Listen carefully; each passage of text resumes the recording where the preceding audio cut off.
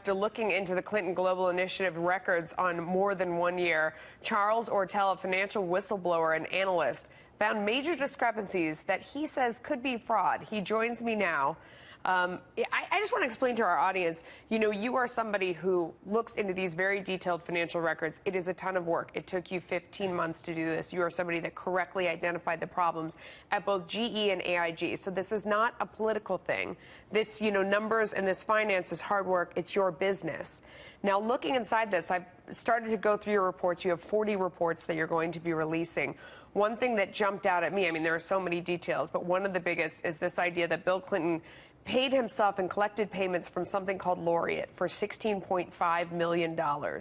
This is related to the foundation. Explain that relationship to us. Sure. In a foundation, unlike typical business activities, you're not actually allowed to mix not-for-profit work with for-profit work. You're strictly not allowed to do it. And Bill Clinton has actually, from the very beginning, been taking payments from donors for speeches. Hillary's been taking payments for speeches, for business activities that have not been disclosed in the financial filings for the foundation the way they need to be.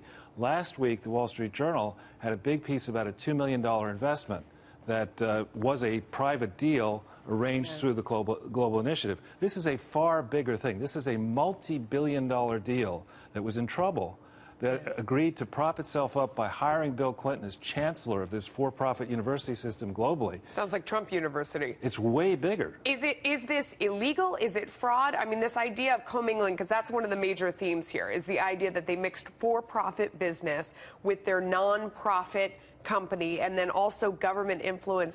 What would you call that? I mean, is it fraud? Is it illegal? Can you go to jail? What is that? Well, yeah, I mean, there's various aspects to this set of illegal activities. There are operating and solicitation frauds, and those are the easiest things to understand. When you have a charity and you're soliciting in states, in foreign countries, you absolutely have to file truthful disclosures, and you can't slough it off on accountants and the executives. The trustees are responsible for doing that. And the IRS and the tax authorities don't trust you. They require you to get audits. The Clinton Foundation, no part of it has ever gotten a compliant audit since inception, October 23rd, 1997. That's something that's required everywhere. I mean, now everyone gets financial audits. They're not doing that. You say that there were disclosures on one side about how much people had given, and disclosures from the foundation about what they had been given didn't match. What do you make of that? Well, this is big stuff, and it gets to the heart of the controversy, the lowest learner controversy. The IRS has all this information. They have extensive files. So when you have a foundation and you make donations, you have to list out in your filings who got the money. Similarly, you have to list out on these filings for the IRS only, not for the public, who gave you big donations. So anybody in the IRS, I did this myself. I'm one person. It's taken me 15 months. But I took the big donors, the big governments, the big foundations, and I looked through their filings and compared them, what they said they gave to the Clinton Foundation with what the Clinton Foundation says it receives in press releases and in other disclosures. And there are massive discrepancies. Yeah. The final thing, you say that they only give, I mean, and this is something I always get stuck on, they only use 10% of their budget towards charitable good works, what they're actually supposed to do. I mean, the rest of it, amazingly, 33% to salaries and benefits, 47% to all of their expenses, which raises the question, is this even a charity? I mean, isn't that the essential question? It's absolutely an essential question, because you can't just say, we couldn't just form a charity and go off to Europe. I mean, you have to have a specific tax-exempt charitable purpose, and there is no evidence that the Clinton Foundation was ever approved to be anything other than a library and research facility in Little Rock. Yeah. Wow, amazing. I hope you'll come back. This is a story. There's a lot of legs here for this one. Thank you. Clintons are adding another check to their list of controversies. Clinton University scandal taking center stage, as it is much bigger than Donald Trump's, actually. For-profit college named Bill Clinton honorary chancellor, a position that paid him $16.5 million over 5 years. Chump change. No one's talking about this, no. Now, here now is Charles Ortel. He's the whistleblower who previously found major gaps in the foundation, so much of the Clinton finances. Let me ask you about this one. So he's getting paid by Laureate at the same time that Laureate has business before the State Department. Hillary Clinton is in charge, and they're giving money to Laureate. Laureate's giving money to Bill Clinton. I mean, how is that? What am I missing? Because that sounds like... It's a major scandal. First of all, let's talk size. We're talking here in the Laureate transaction. It's a $4 billion transaction when it was originally completed in August of 2007. So it's sizable. It came together just as the credit crisis was unfolding. And a lot of people who were involved in this transaction ultimately were benefited by the U.S. government, Citibank, Goldman, other people. And this thing, the basic idea of a for-profit university, doesn't really make that much sense. The Obama administration has targeted many others. But so the disclosures for the Clinton Foundation and the disclosures from Laureate do not explain, even now, even the ones that were amended for the Clinton Foundation in November last year, they don't explain that Bill was taking $16.5 million and well, Hillary... Well, if they don't explain it, how did you figure it out? Because maybe that's the problem why they're not getting in trouble, is because as clearly as we painted it, it's not painted that clearly to the average eye. Well, actually, you know where you can find it is you can find some of this in the SEC filings that are available in the public domain for two transactions that are now ongoing, starting last year, to try to raise money at the Laureate level, common stock, and to exchange debt at the Laureate level. Those disclosure documents are hundreds of pages long, and they don't explain these payments, nor do the revised Clinton Foundation filings. So the same regulators who are looking at the Laureate transactions, the SEC, the state regulators, the foreign regulators, should now turn their attention to the Clinton filings and look at these discrepancies. They're massive. Just to explain to the audience out there that might not know, you did a tremendous amount of work to go through all of these papers and put this together, and no average person can do this. I think a lot of government bureaucrats and officials would have a very hard time doing this. You have a reputation for having done this very accurately in the past before the financial crisis and predicting a lot of problems there and going through the records. So I would imagine you went through all this and then you go and present it to someone, right, and kind of show them how to connect the dots. Have you done that? Where does that stand? I have done that. Well, what I did is I realized that early on this is such a variance today from where it was 15 months ago or 16 months ago. I mean, people, even I, when I thought about the Clinton Foundation at first, I thought former president, aspiring president, Chelsea Clinton, PhD, a lot of smart people and money around this. The filing should have been great. So even I, when I looked at it, didn't believe it. But then I took it around to a large number of experts, lawyers, accountants, et cetera, satisfied myself that I was right.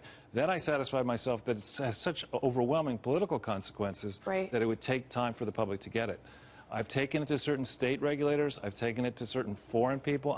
Would it be the FBI? I mean, who would be the IRS? Well, I'm told, I mean, neither the IRS nor the FBI have approached me. I wrote an article last year that was in Fox, actually, that got a tremendous amount of coverage. Why isn't the IRS auditing the Clinton Foundation? And I got to believe if it weren't so politicized, it would be. Okay. I mean, we're not going to let this go. Thank you, Charles. Appreciate your time. All right, the Clinton charity facing more scrutiny. The IRS confirming it is looking into pay-for-play claims at the Clinton Foundation. This following a letter from Republican lawmakers urging the agency to review possible criminal conduct at the foundation. Here now is Charles Ortel, the financial whistleblower who previously found major gaps in the Clinton Global Initiative records. So the last time you were on, this is what we were talking about, was when is the government going to look into these claims? Now the IRS is looking into it. What do you think they're going to find? Well, the difference with this investigation and others is that there's extensive evidence already out in the public domain, because it has to be in the public domain. The Clinton Foundation and the many different affiliates that are part of the Clinton Foundation are all public charities. As we have this broadcast, they're soliciting from the public. So the laws around the world require them to issue their tax returns mostly entirely to the public domain. We don't have a lot of time, so I want to drill down on what is it that they would be looking for, because we've seen through the records and for what you've put out there that they've done things like a country or a company is lobbying the State Department desperately for something. Money changes hands, both at a personal level for a speech into the Clintons' bank account, also into the foundation for something. Then, miraculously, that body gets exactly what they want from the State Department, even in instances like with Etihad Airways in Abu Dhabi that went against American interests and against American companies. We already know that. So what are they looking for? Is it like a smoking gun email where they, outline the quid pro quo, or what is it? Actually, it's slightly different. The issue is that all of the donors, the major donors to this foundation, also file with their governments or with the IRS. And there are massive discrepancies between, for example, what the Gates Foundation says it gave to the Clinton Foundation and what the Clinton Foundation may have declared as coming from the Gates Foundation from Unitaid, the biggest donor, from governments around the world. In addition, this foundation was never validly authorized to be anything other than a presidential archive. So all solicitations for other purposes are illegal. So, but what that tells you is they would say, oh, we have sloppy record keeping. We have different entities where they just made a mistake. It's not that big of a deal. It doesn't show pay for play. Actually, recently there was a congresswoman who now faces 350 years in prison for an $800,000 slush fund. When you have no controls, no audits, and this volume of money, over $2 billion, sloshing towards a set of charities that are out of control, major problems. Okay, so what is the essential piece of evidence? Because this is what it came down to in the email scandal as well. That would be the difference between, wow, we're just not good at record keeping, oops, which is how the Clintons always get away with everything, versus this is evidence that this is our own personal slush fund. Well, this foundation has never actually had an audit. Nobody has ever checked this foundation. That is strictly forbidden. And you're going back to 1997. They've never had an audit. So in the last time Hillary ran in 2007-8, $100 million is missing in that time frame from the Clinton Foundation books. Wow. So do you have any hope that this is going to turn into anything? Because as soon as we brought this up, I mean, on social media, Twitter, everywhere, they said the Clintons are Teflon. They've been stealing forever and doing these kind of things forever. They never get in trouble for it. They always get out of it, and especially now as she's closer to being president than ever before. The difference here is that there are state and foreign crimes that President Obama cannot pardon. He could pardon federal crimes, but not state and not foreign. And there are a lot of them that I see in the books around the world, going back almost 20 years. Charles, we're trusting you to stay on top of this. Will you stay on top of it and come back and see us? I'm doing my best and hoping I don't get hit by lightning. right. Or a giant bus. Well, yeah, I was going to say, by somebody from or the Clinton a car. Foundation. Charles, thank you. You know what I love about Charles? Not only is he a great investigator, he's a Harvard MBA, former investment banker, so nobody knows how to look into the numbers. Nobody in journalism as well as he does. Very true. It's very, very good work. Well, friends of Hillary Clinton now say the family needs to sever all connections to the Clinton Foundation, but that might not be enough to end questions of how it was used to cash in on her position as Secretary of State, and now even the possibility it was used to launder foreign money. Here now is Charles Ortel. He's a financial whistleblower who previously found major gaps in Clinton records. Charles, there's several foreign entities that the Clinton Foundation had. They called them little brothers, if you will, one of which was in Sweden. Now, this was a time in 2009 until 2014 when Sweden had a couple of companies, big companies like Volvo and Ericsson, that were dealing with Iran, and the State Department was reviewing whether that was proper or not. At the same time, the little brother Clinton Foundation was receiving a lot of money from Sweden in the form of checks from the lottery and other institutions. That, by the way, is their 990 form, the Clinton Foundation, that shows the Stockholm branch. But switch to how much money they were getting from this Stockholm branch. In 2014, almost $7 million. In 2013, almost $10 million. 2012, $5 million. This was at the same time when the State Department pulled back on investigating these Swedish companies. Is there a connection? Yeah, I think the first point that your viewers should understand is that there is no real independent check of any of these numbers, as is required by federal and state law here. So the numbers that you're throwing around there on the 990 have never been independently verified by anybody. So we really don't know whether that's a lowball estimate, a high estimate, or what. But you're not supposed to lie to the IRS. Most of us get in big trouble if we do that. Absolutely, and even, the IRS has one set of rules, but New York State has an even tougher set of rules, which requires you to reconcile the general line on the income statement on your 990 of government grants and provide tremendous details. The Clinton Foundation's never done that since inception. But here's the real question, Charles, as far as this Swedish group is concerned. It looks like they were a shell organization. They didn't have an office. They didn't have employees in Stockholm.